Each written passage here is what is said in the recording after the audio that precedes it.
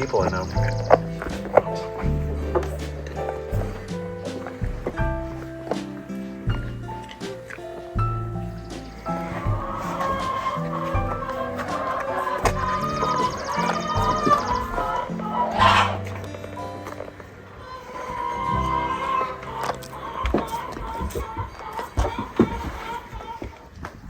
I was out here with my wife about a week ago and kind of wanted to clean the shop out, and I just came on here for about, I don't know, a couple minutes, and I looked at everything and I just got overwhelmed, and I was like, yeah, now I know why my dad's workshop was all such a mess, because it's like, where do you even start?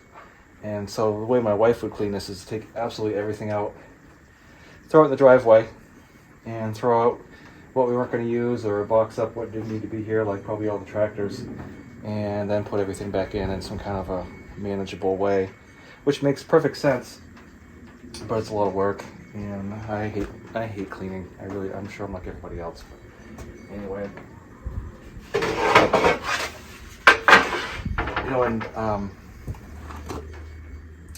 some of you put some political commentary on it, and I'm not ignoring you. I just take my dad's advice on that too. I just don't have an opinion one way or the other publicly. So I just keep my thoughts to myself, and I'm not ignoring you if you say something one way or the other. And so I'm publicly acknowledging that I've seen it, and it doesn't matter if I agree with it or not. I'm just not gonna go down that road on my farm page, because I want it to be family oriented, and I want people to kind of feel good when they come to see the farm, or or watch what's happening. And so I don't want to start heated debates. And I even noticed that with, like, if you say something bad about John Deere, people will come out of the woodwork, and it's like, man, where all these people come from? But regardless, I see what you're saying, and I acknowledge it, but I'm not going to have a comment one way or the other.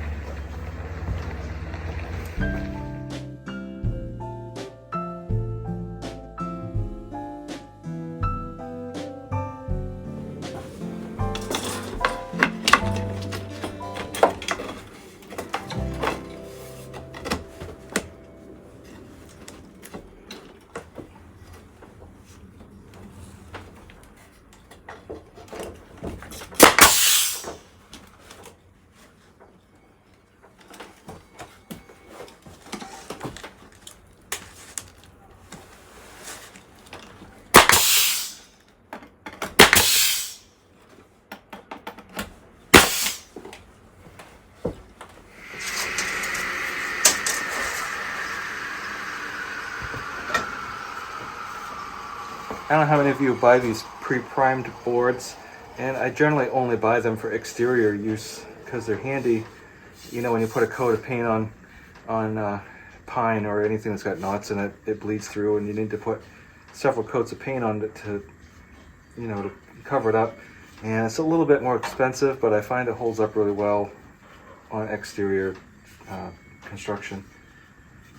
When you look at it, it's kind of interesting if you look at the cross section of it, because a lot of times I'm not sure if it's either like some kind of plywood, or if they like glue, narrow pieces together and then make a wider board out of it. But it's interesting to look at, and I'd like to see how it's made. Just something I was thinking of. Anyway, let's see. I need two of them at 78.5. Speaking of John Deere, UPS just showed up, and I got a seat cover for the Gator.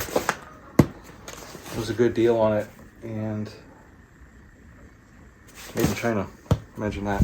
But anyway, the Gator seat, it's actually held up really well for what I call John Deere seats, because John Deere seats don't ever last. In my experience, and I always buy covers for them. It saves them for a while. So luckily the Gator seat's been fine so far, and for like $80. I got a front bench seat cover, so I'll put this on when the Gator comes back.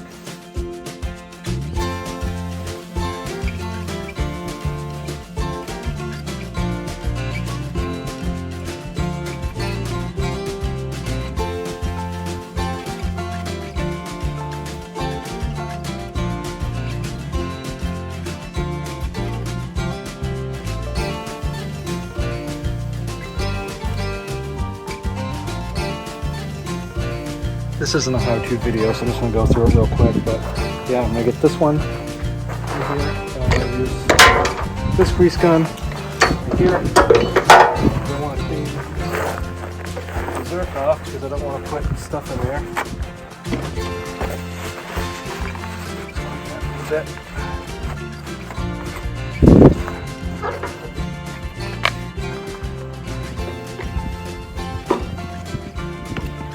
These are like 3 pumps maximum is all you need, because all you're doing is just putting a little bit of lubricant in there, and that's good. That's it. So I'll put this one away. I don't need this one again. And this is the part I always hate, is when I run out of grease and have to put it back in. There's always a instructions on it says put the remove cap and place this end in first. So I've got this pulled back. Let me unscrew this.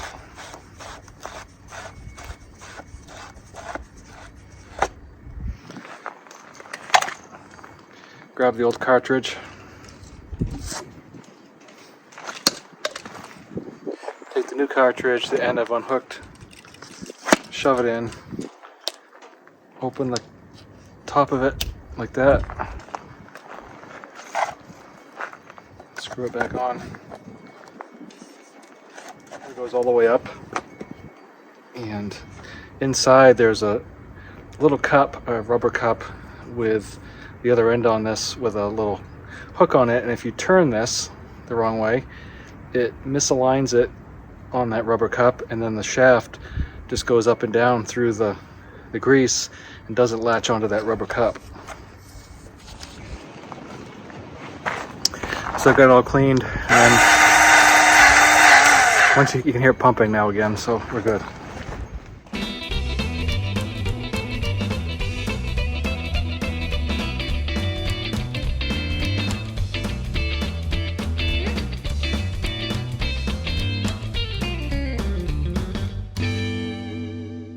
So what I'm going to go ahead and do is I can position the pan. It almost makes like a little trough here for the oil to come out of the steering box down here and drip into the pan. And I can take this off, and if I move that over just a little bit like that, I can also drain this little guy right here, which is the drain for the oil filter. There's a little cup inside the oil filter, and you need to get that oil out too. So we'll take that out. And I meant to do this last year, but I didn't.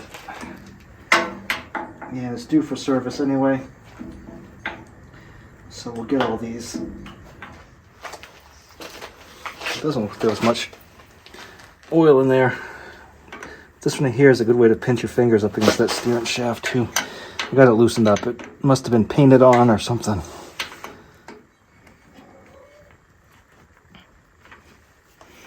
One thing you have to be careful with on the oil pan is it's just tack welded on, and if you bust that off, you either have to change your oil pan or weld it, or find somebody that can weld it, because I've had that happen.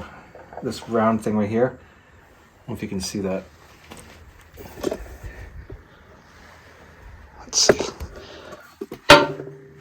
That right there, there's a round on it, and if you bust that off from here, you've got a world of trouble. Remember, I think lefty-loosey, righty-tighty, but upside down. Otherwise you break that little ear off like the other side.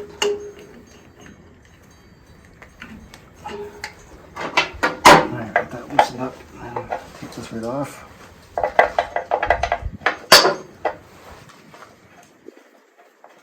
And when this comes out, it's going to kind of puke out, so don't drop your plug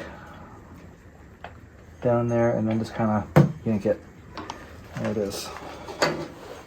There's some nasty oil.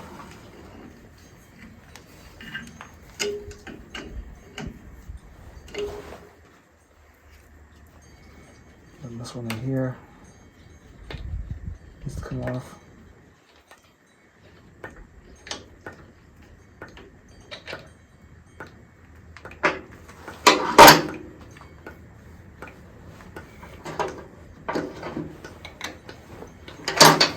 This will drain a little bit easier if I pull the dipstick out on the other side.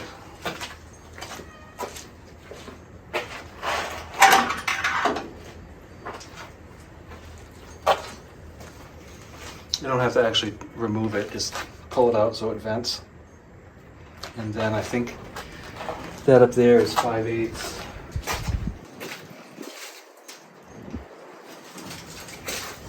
And maybe 3/4. We'll try that one first. I think it's 5/8. No, it is 3/4.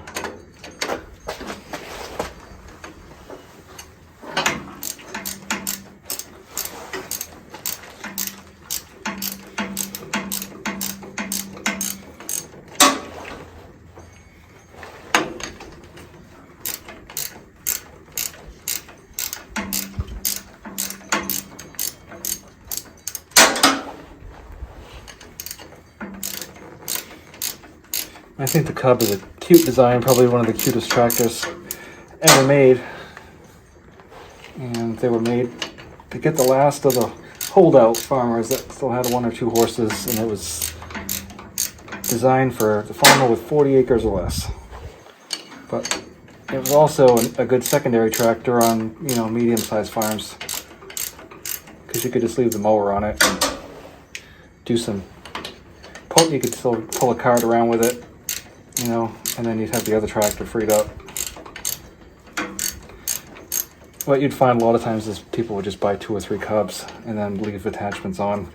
And I know that sounds like it would cost a lot of money, but time is money too.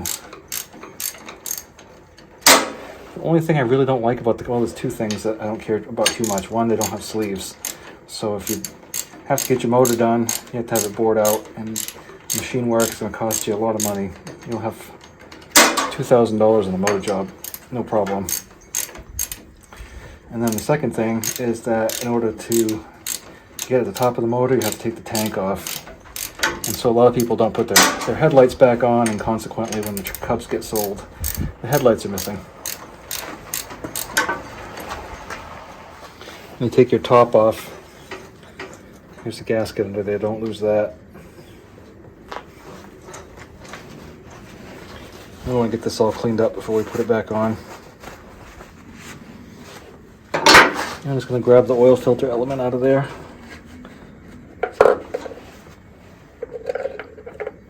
And just lift it straight up and it'll come right out.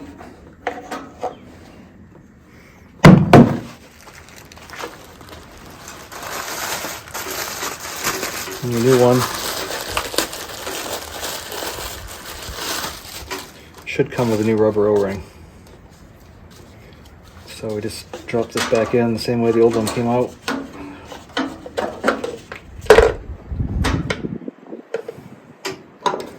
Put your new O-ring on. Well, the hardest part here is to get the screw or the bolt line back up. And this is where it's a little crowded in here. All we have to do is, I got some new oil here. And this is where a lot of people get huffy. But with these old tractors that have not been rebuilt, my recommendation is always straight 30 weight, but non-detergent. And if you put detergent oil in to a tractor that hasn't been rebuilt and is, I don't know, 75 years old, 80 years old, and it's got all that sludge in there, and you put detergent oil in it, it starts breaking that sludge out. Next thing you know, your sump down here gets plugged up, and then you've got a catastrophic engine problem because your sump is plugged up and your oil's not pumping through. So if you want to start running detergent oil, the way that you can do that, as I've been told, is you can put some kerosene in there and run it briefly with kerosene, and then drain the oil a couple times, put high detergent, run it for a few minutes, drain it, and you'll end up doing it a bunch of times before it'll be what you want. But that's how you can do it. Now, some people would say, Tom, you're an idiot, put the oil on there first. Well, you can do it however you want, as long as you oil it. Like I said, I can spin this right in there. No sweat for me. As long as I get oil on it, it doesn't matter. Once you have that seated back down right, make sure your wrench is going to go the right way again.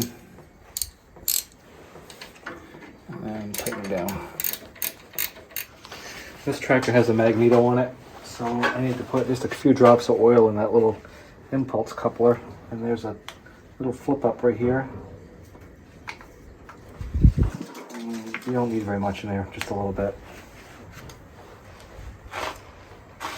And here's one thing I see asked all the time is, what are these two holes for? Well, your generator is sitting right there, and your generator has two of these little cups, one on each side, so those bearings just need a little bit of oil, and that's what I'm going to do next.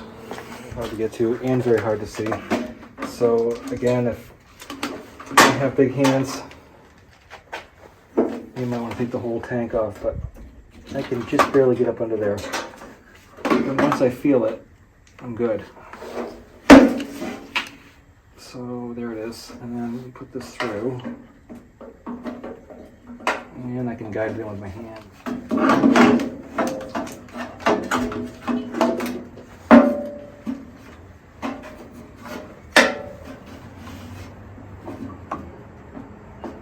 When you come back around to the left side of the motor, this right here is your air filter.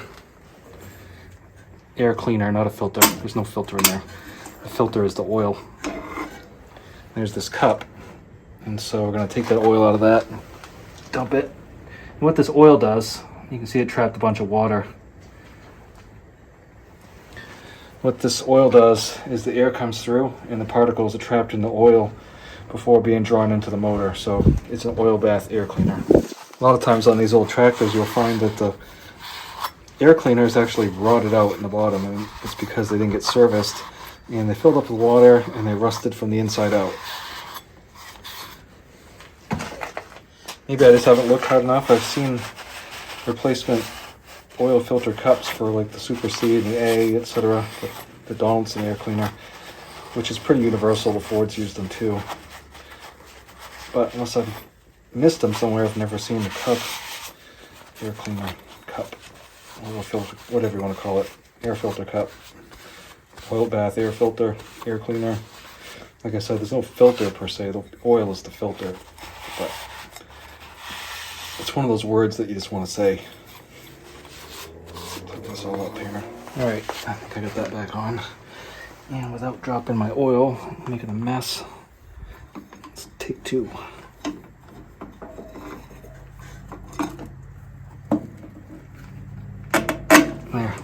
There's two little holes with a kind of a flap in there that sticks up in those little wires. It's like a coat hanger wire with a twist on it, kind of like an old mason jar. Basically it's the same idea, you know, you're flipping a bale over the top to latch it. So that's done. There's a couple of books you need for your farm all, and one of them obviously is the owner's manual, but the second one is this blue ribbon service manual, which has a lot of the service points in the manual, but it also goes into a little bit more depth in a lot of different places for troubleshooting, how to rebuild the governor, the carburetor, you know, get into everything. Change out the clutch, the power takeoff, your hydraulic system. Everything is in this book, and so it's not that expensive to get one, but I highly recommend one. Alright, I've got my plug back on the oil filter. I got this one put back on, and I'm going to take the level plug out. And am I going to go to hell if I use a John Deere wrench on an IH tractor? Probably. So here's the owner's manual, and you can see it's pretty well worn. That's because I've used it a lot, but when you go, I don't know, page 19 in here, it shows you the lubrication guide. So crankcase oil, did that. Air cleaner cup, we did that. The steering knuckles, did that. So I've done a couple things that aren't on, I didn't show you today. One of them was grease the tractor. When I had the front wheels off, I repacked the bearings because I put new bearings in, and then I greased everything with the grease gun. So the tie rods, front axle pivot, there's one bolt in there for the front axle to oscillate on, so you don't forget that one. If you've got a spring instead of a cushion seat, you've got a little spot right here, you oil it. And let's see that up here, this one doesn't have a grease fitting on it, so you have to put a few drops of light oil in there, and that will take care of that. Let's see, generator oiled, And let's see. Power takeoff. There's one fitting on your power takeoff, which I got. The fan hub, I got that. I did the magneto. And then so with the transmission, with the gear oil and the transmission, when I put this bent shifter on to put the cushion seat in, I've already drained and redone all the transmission and rear end gear oil, so that's all done. And there's some little cups that hang down on the final drive, and the only way to service those is to remove it, and there's probably like 8 bolts, 10 bolts on that, and you have to take those all off to get to it, but that's not necessary. And where those are, it's right down here underneath the axle. You'll see them. It's a little round thing that's bolted up under a little pan. So looks like we're all oiled up, and this thing will take 3 quarts bone dry, but good luck getting all the oil out. Even don't just dump 3 quarts of oil in there. Go about 2, and then start slowly adding more and let it sit. You want to let that sit because you're getting oil on the sides of that sleeve that the dipstick goes in, so you'll get some misreadings if you don't let the oil set down in there. So remember too that once you start it up, your oil filter is bone dry, so it's going to take a second for the pressure to put oil in that filter, so that'll make your oil go down just a little bit. So run it for 10 minutes, 5 minutes, and then shut it off and check it again. So once we got it started again, or I started it again, I checked the oil pressure gauge came up, checked for leaks. So I let it run for a couple minutes and watch it to make sure there's nothing coming out of it that shouldn't be seeping around or anything. And I'm gonna take it for a ride.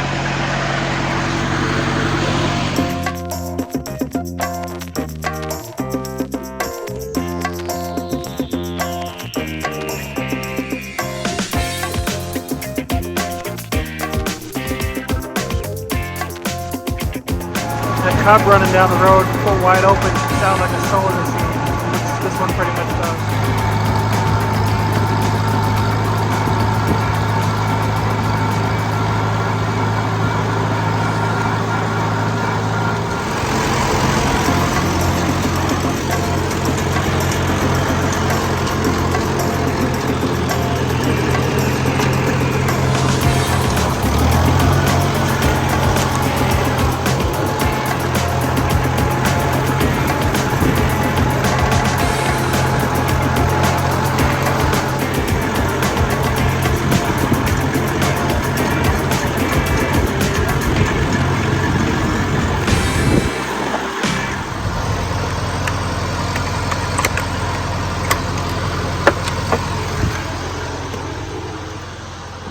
Well, it's still here. Let's see. It's out of the wind anyway. I'll tell you what, mister, it is some cold out. So the White Mountains are over there. And Mount Chicora is right off on the left. I've got another big field over there. It's about 12 acres for hay. This one's only about 5. I don't bother with this one back here. It's too shady and nothing grows very well.